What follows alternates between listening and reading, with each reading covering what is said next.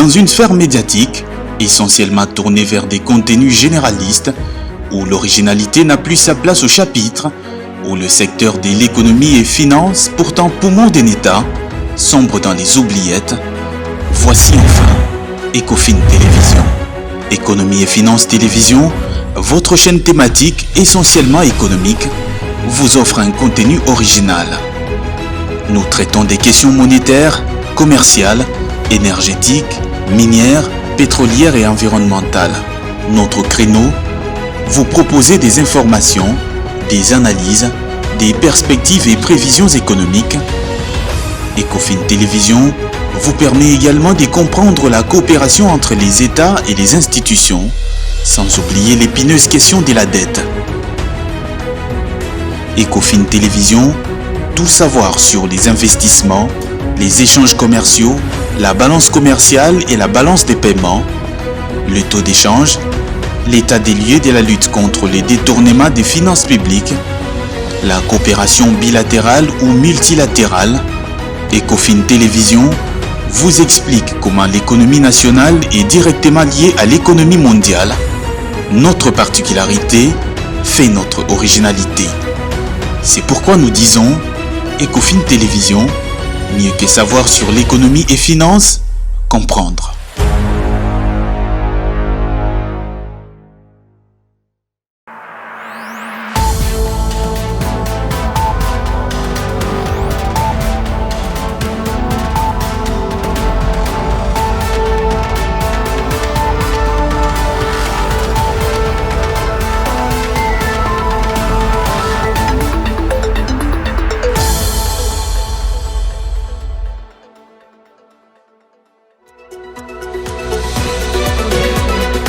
L'audit booste l'économie nationale, affirmation faite par l'associé chef de département du commissariat au compte au sein du cabinet d'ACO, Nditan Tchassa, qui éclairait la lanterne de Congolais autour du terme audit.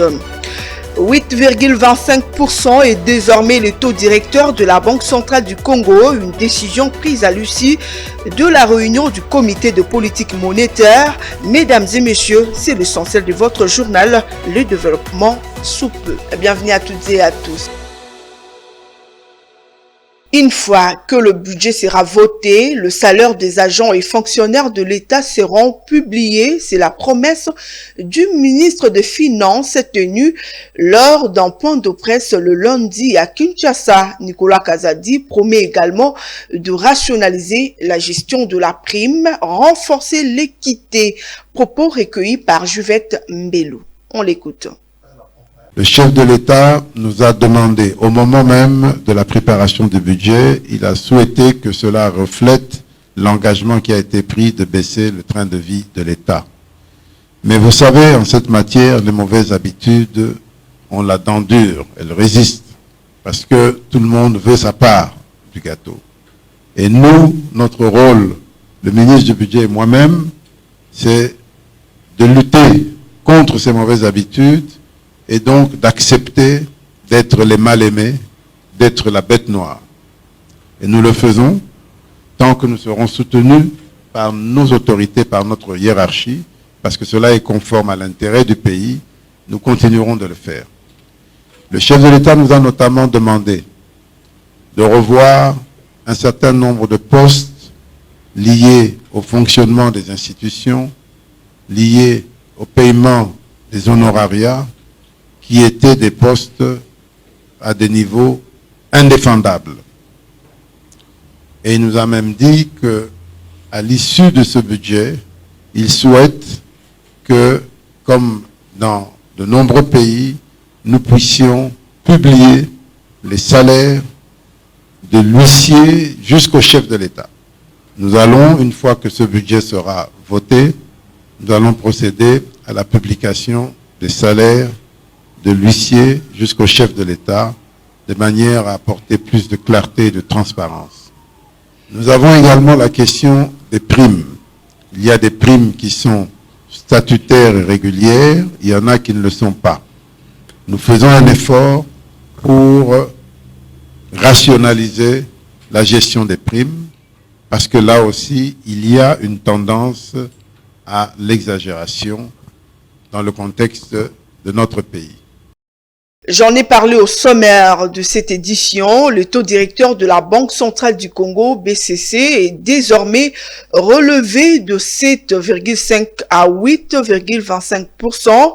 C'est la décision prise à l'issue de la réunion du comité de politique monétaire tenue le jeudi 24 novembre à Kinshasa sous la présidence de Madame Kabedi Malangou, gouverneur de la Banque centrale du Congo. Patrick Lumbala pour les commentaires. À l'issue de la réunion du comité des politiques monétaires de la Banque centrale du Congo, tenue le 24 novembre de l'année en cours, sous la présidence de Malangou Kabedi, gouverneur de cette institution d'émission monétaire, la BCC a relevé son taux directeur de 0,75 points, soit de 7,5% à 8,25% selon le communiqué de presse de la réunion.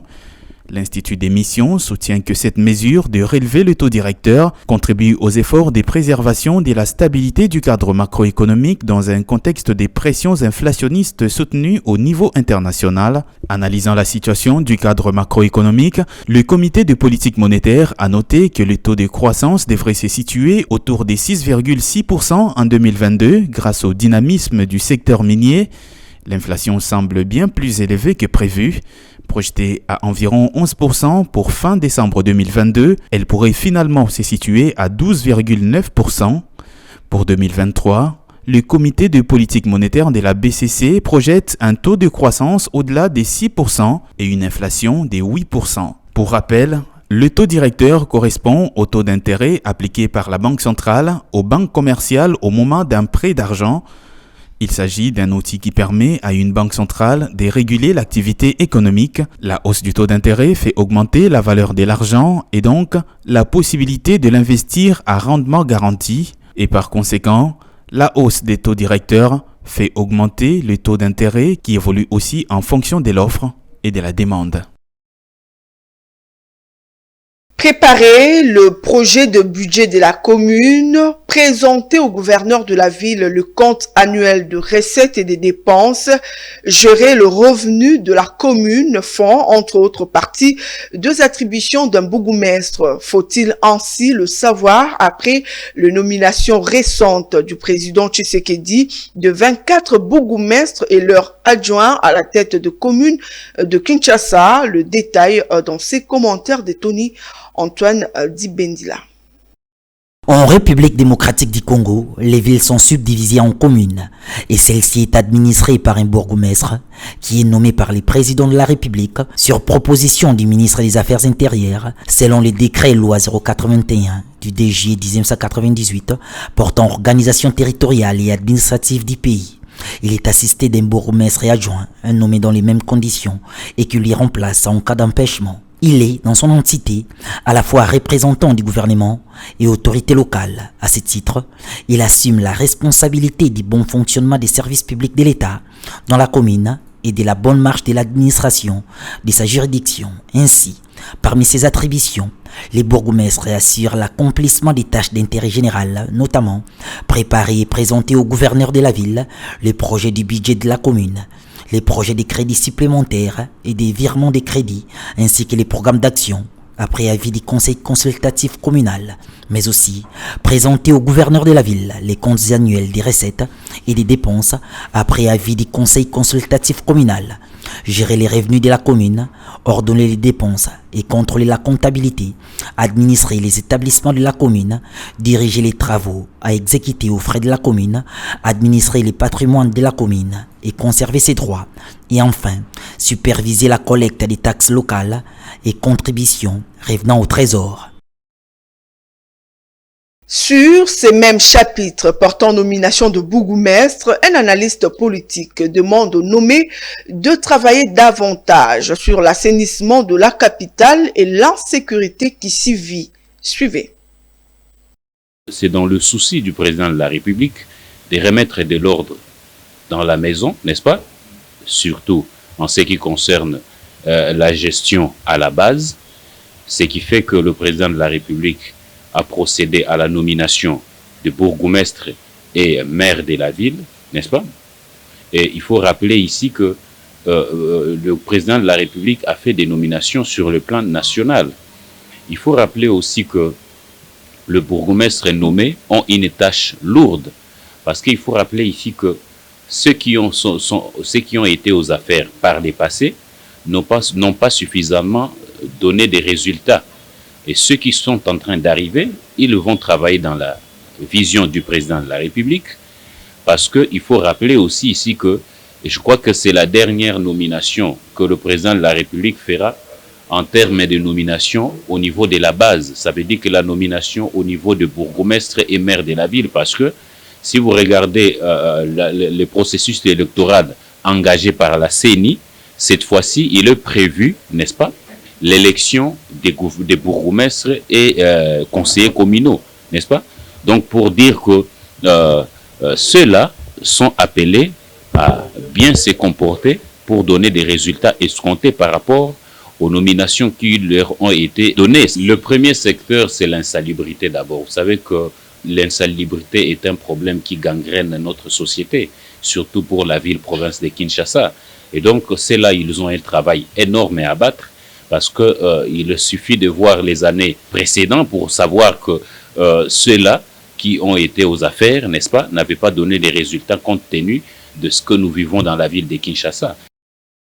Quant aux Quinois, ils n'ont pas pu garder leur langue dans la poche au sujet de nouveaux bourgmestres. Ils disent avoir plusieurs attentes au regard de l'insalubrité, l'insécurité et autres maux qui gangrènent la ville. Philo Chiloba et Ruben Manata étaient à leur rencontre. La capacité de gérer convenablement les recettes générées par la commune, la gestion des immondices et l'impulsion du développement à la base font partie des attentes des résidents des diverses communes quinoises à l'égard des bourgmestres nouvellement nommés. Les Quinois rencontrés espèrent que les nouveaux venus pourront insuffler une nouvelle énergie en faveur de ces différentes entités de Kinshasa. Nous attendons vraiment le résultat. On veut vraiment l'urbanisation de Kinshasa. Nous voulons que les communes qui sont sous-développées puissent avancer dans tout domaine. On a vraiment besoin des résultats du développement, de l'évolution. Chasser le banditisme, moderniser tout. Les infrastructures publiques, créer des espaces de loisirs. Donc je veux vraiment que les bourgmestres puissent se focaliser dans le développement de l'aire commune. Nous sommes satisfaits de la nouvelle équipe et surtout qu'il y a un bourgmestre et son adjoint. Ainsi, à D, nous croyons qu'un travail de qualité sera fait pour garnir l'image de nos communes. À celui de Kalam qui est notre ressortissant direct, nous entendons plus de lui. Quand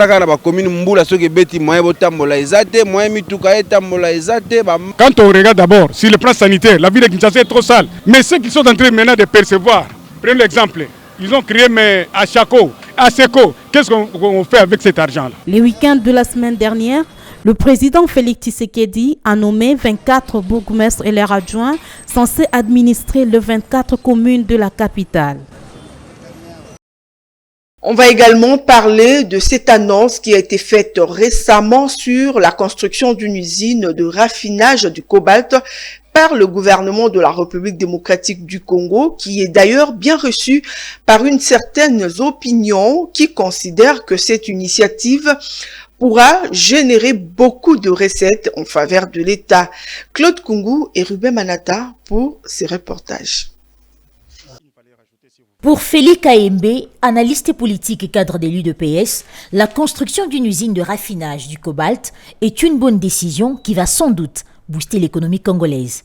Il salue l'initiative tout en soulignant que c'est l'une des raisons pour lesquelles les ennemis de l'État congolais espèrent continuer à maintenir la terreur dans la partie Est pour freiner l'élan du développement qui pouvait certainement impulser cette initiative. Le président de la République est celui qui tient à ce que nous puissions arriver, bien entendu, à transformer nos produits miniers dans notre pays. Et cela doit faire en sorte que nous puissions avoir encore une valeur ajoutée et que ça doit permettre que nous puissions aller au-delà de notre budget que nous avons aujourd'hui.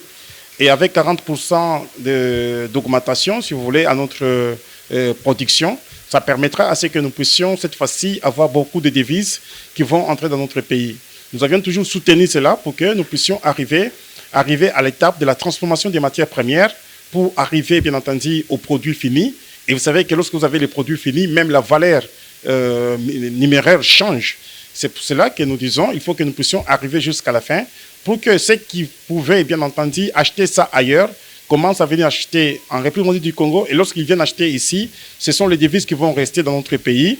Et c'est aussi une façon de donner l'emploi aux uns et aux autres et faire en sorte que la Gécamine, qui est cette grande entreprise, si vous voulez, puisse encore croître son moyen de production. Les terroristes de Paul Kagame ne sont plus sur les sols congolais pour commencer à exploiter d'une manière tout à fait illicite nos minerais, mais avec ce que le président de la République vient de faire ou doit être fait dans les jours qui viennent, c'est ce qui crée maintenant ou qui provoque la colère de Paul Kagame parce que lui vit de nos minéraux, lui vit de nos richesses. Mais cette fois-ci, au lieu que ça soit fait ailleurs, ça sera fait dans notre pays. Voilà pourquoi est-ce qu'il commence à nous attaquer d'une manière tout à fait irrégulière. Depuis l'accession de Félix Tshisekedi à la tête de la République démocratique du Congo, l'idée portant octroi des plus des valeurs aux minéraux congolais prend de plus en plus forme.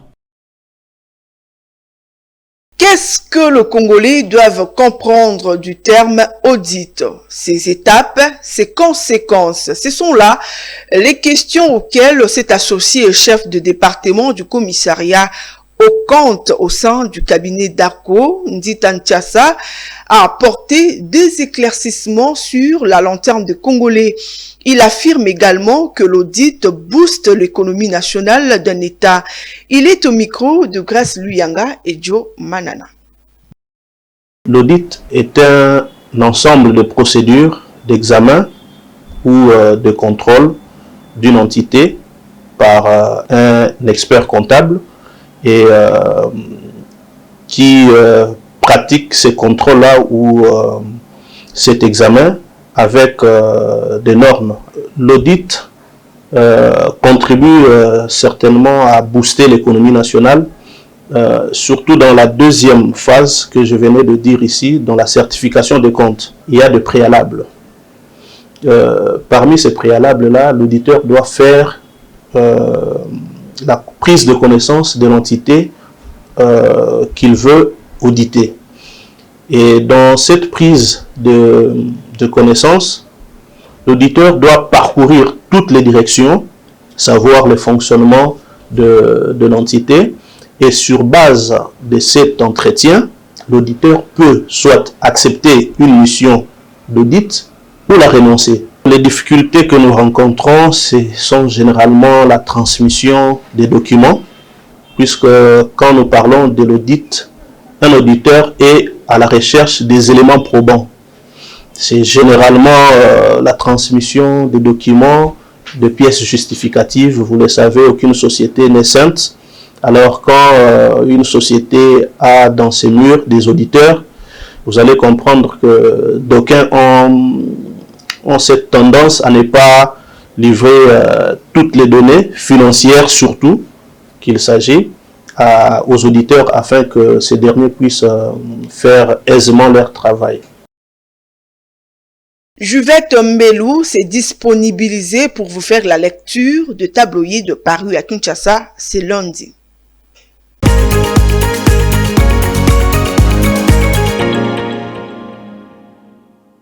Mesdames et messieurs, bonsoir.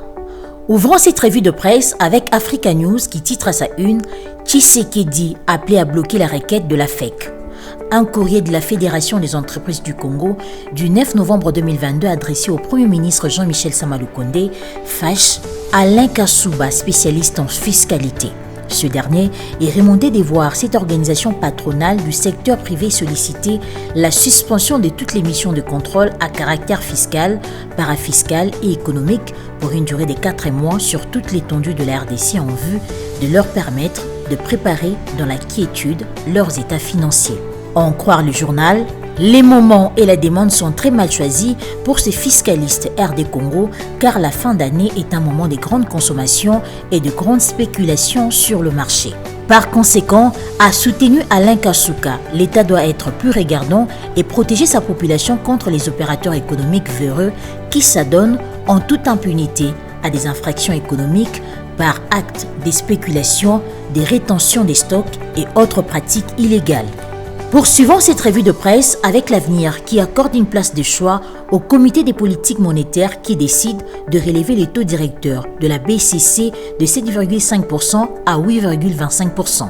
Selon les confrères, Malangu Kabedi, gouverneur de la Banque centrale du Congo, a présidé le 24 novembre 2022 la réunion du comité des politiques monétaires.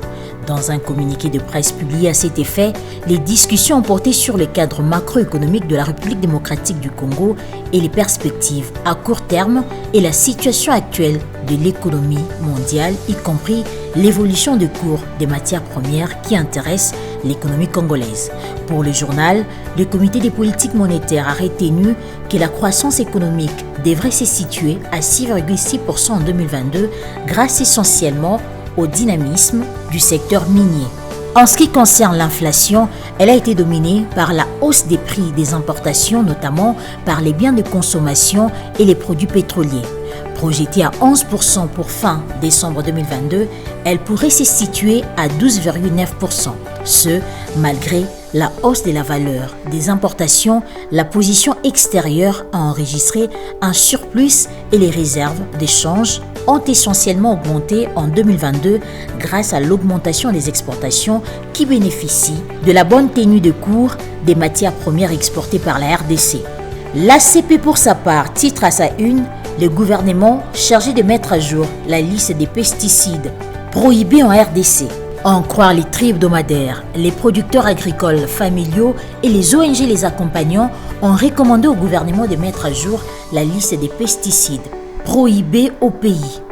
C'était lors du lancement samedi de la 6e édition du festival alimentaire organisé par la Confédération nationale des producteurs agricoles du Congo et le Comité national par la promotion des agricultures familiales en collaboration avec SOS Faim de Belgique.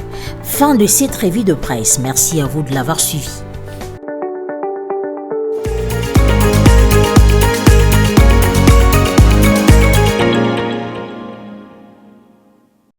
Avant de boucler complètement cette édition d'information, vous nous avez pris en cours, ne vous inquiétez pas, voici l'essentiel de cette édition.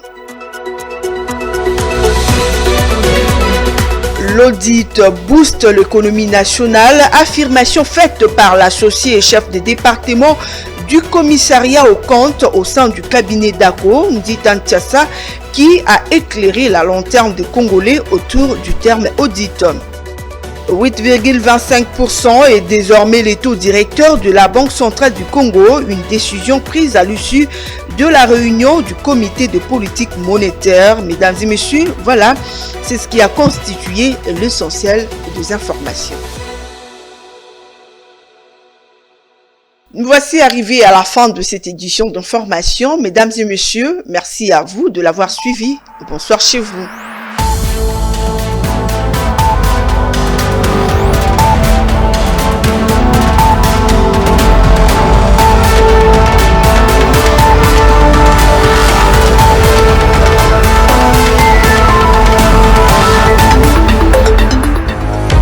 Dans une sphère médiatique, essentiellement tournée vers des contenus généralistes, où l'originalité n'a plus sa place au chapitre, où le secteur de l'économie et finance, pourtant poumon d'un État, sombre dans les oubliettes, voici enfin Ecofin Télévision.